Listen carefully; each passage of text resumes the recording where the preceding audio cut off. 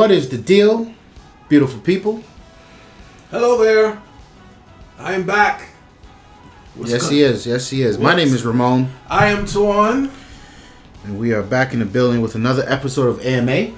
I missed AMAs, son. Missed them. Missed everything about this life. The Batman duo. Yeah, man. You know, Batman and Superman. So today's question comes from Behavin'. Shout out to you. Yes, sir. Hey, Ramon, is this real in Windows 10 phone? Mm-hmm. You should check out this concept from windowscentral.net. Can you tell me how did he do that? Can we get something like this from Microsoft? You want to talk about that? I don't like concepts. Yeah. I like concepts because people go off on their own with their creative juices and they create these wild looking things and then you get the real thing. You're like, what the fuck? Right? Shout out to Fox News. Yeah. I don't know how Fox News is still on the face of the earth, but I specifically remember some jackass somewhere did some shitty ass concept video of an iPhone with an infrared keyboard projected on the screen, and Fox 5 they gobbled it up. Oh, this is the new iPhone 6. He was like, you guys. Yeah, right? And it's the legitimacy of for those of us with half a neutron in our brain. This looks silly. This is not real. First of all, it's not real. Second of all, it looked a little tacky, the video itself. And then third of all, everyone on my Facebook feed was sharing it. The iPhone concept. Yeah, the iPhone concept. Right. And I was like, this is fucking stupid. I don't like concepts. It steers people in the wrong direction. Oftentimes, the concept looks head over heels better than the actual product, which is setting you up for disappointment, failure, and disaster. Right. So yeah, that's where this is. But every now and then, back to the concept thing, I'll see a concept video of an iPhone, and it wasn't meant to be a facetious thing because there's some fanboy in a corner designing shit. But it really is funny because they think Apple is like here, and this is what the next phone will have, and then it's really like, no, you get the same shit from last year. You ever Cut it heard out. That term, delusions of grandeur? Of grandeur.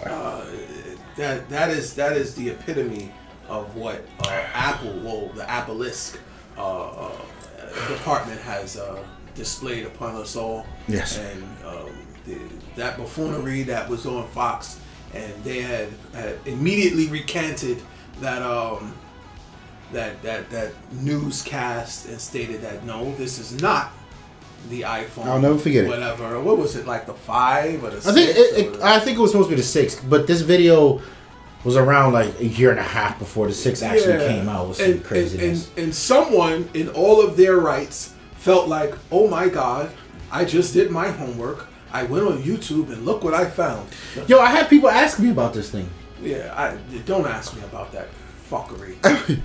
But hey, concepts. Yeah. Again, that exact same scenario applies here, where they got you feeling a certain way. No. First of all, I don't even know how this. It looked like it was a video. I don't think he was touching the screen really. Yeah, I think he might have been touching the screen. It might have been just an overlay. Okay. You know what I'm saying? I mean, it looked nice. Yeah. I mean, trying to figure out his magician shit aside. There were some good ideas there.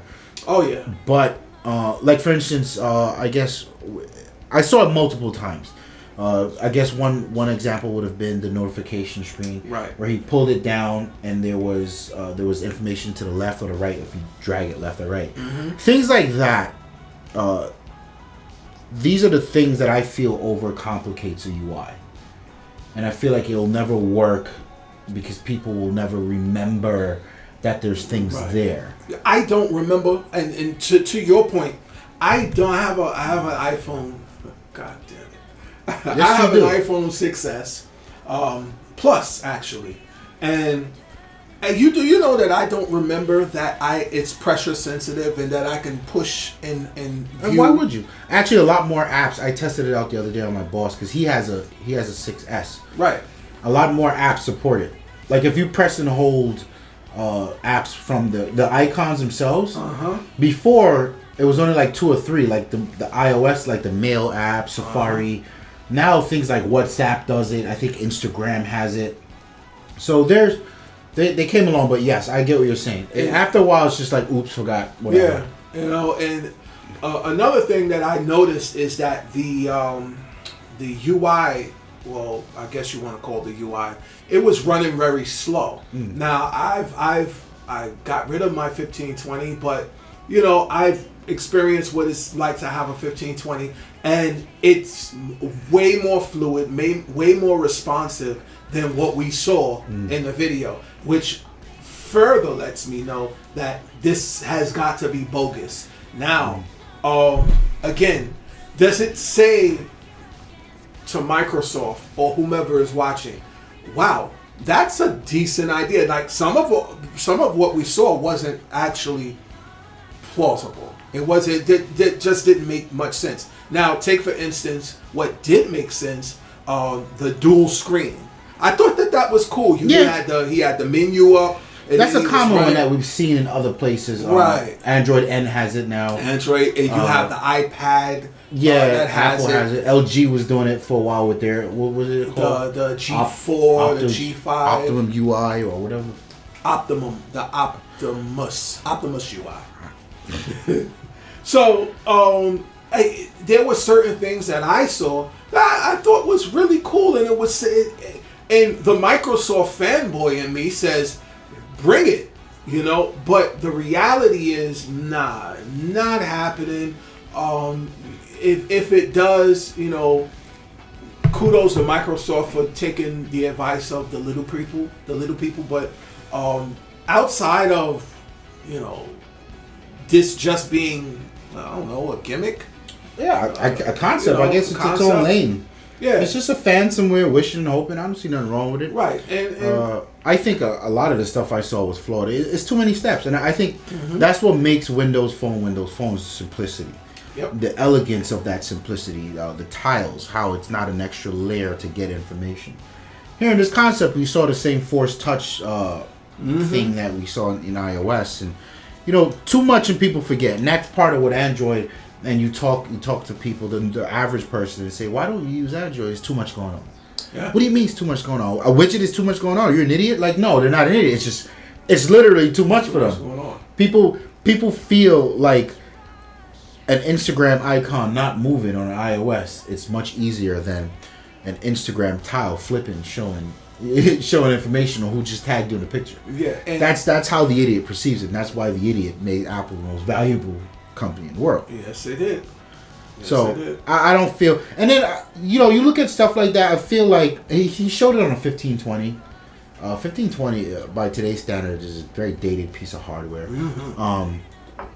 I would be shocked if this were a real thing. You look at something like a 950 or 950 XL.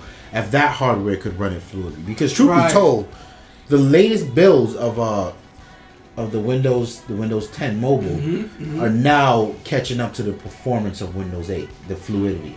The newest builds are really nice. Yeah. Those are dope. So something like this busy with this many poles and hooks into it's too much. And like I said, it's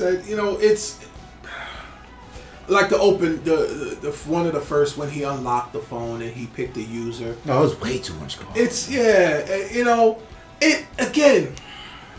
God damn, it's nice. It's really nice. Like I saw it and I was like, okay, I can run with this. But so what happens now? First of all, who has multiple users for their phone? That's a feature that people fought for on Android. I think it's Marshmallow. It's in there.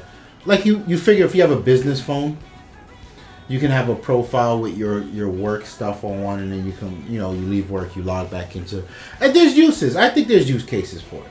Yeah. Tablets as well, right? Because I have a few iPads laying around the house. The tablets I can understand. Most people may have like one.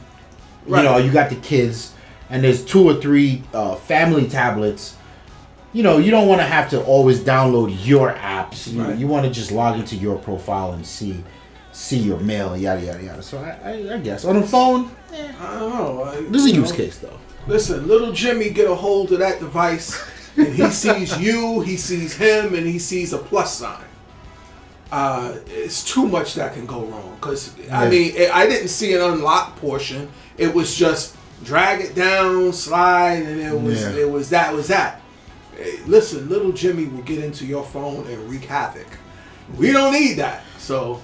By Candy Crush and some. Yeah, and everything else that's not available for Windows. God.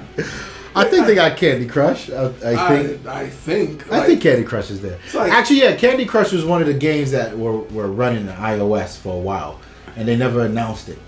It was the same code. Where's the apps, man? Why? Why do I have to? You know what? Why do I have to? And I keep saying it, and I'm going to say it again. And I said it in the other video, I'm going to say it again. Why do I have to succumb to this device? You know, just to get my jollies off with serviceable apps to me. It's not even, it's like, on this device, everything that I've downloaded is serviceable. Okay? It's not there because it's pretty. Right. It's serviceable apps like Snapseed, and it's just there for me at the touch. You know, God damn it, Microsoft. What's the problem? Oh man, I go away for a little bit of time, and this is what happens. Everything just goes to shit.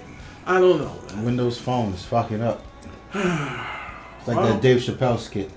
Yeah. Reagan's fucking up. Carter's fucking up. But anyway, hope we answered your question. Yes. For the rest of you guys, any questions you may have, leave them in the comment section below. Right there. And we will answer them in upcoming videos. My name is Ramon. And I'm welcome back to On. We out of here, man. Peace. From the deep forest into the sun.